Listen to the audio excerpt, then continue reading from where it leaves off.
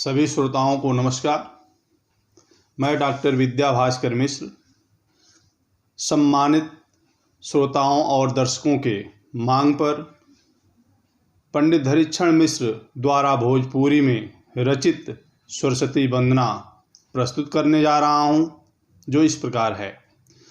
श्वेत सारी संयुक्त शरीर सोहे शारदा के, श्वेत सारी संयुक्त शरीर सोहे शारदा के, कुंद फूल हार जैसे सोहे जैसे चंदना, पुस्तक समेत बीन हाथ सोहे आसन के, अमल कमल दल दूती परे मंदना, वंदना तोहार नित कर ले त्रिदेव, हम कैसे करी वंदना, बनावे आवे छंदना,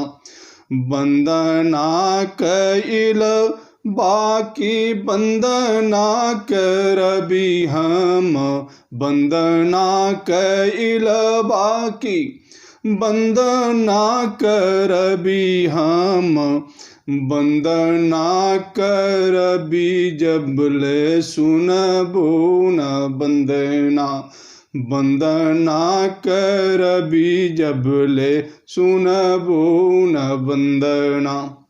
सभी को धन्यवाद।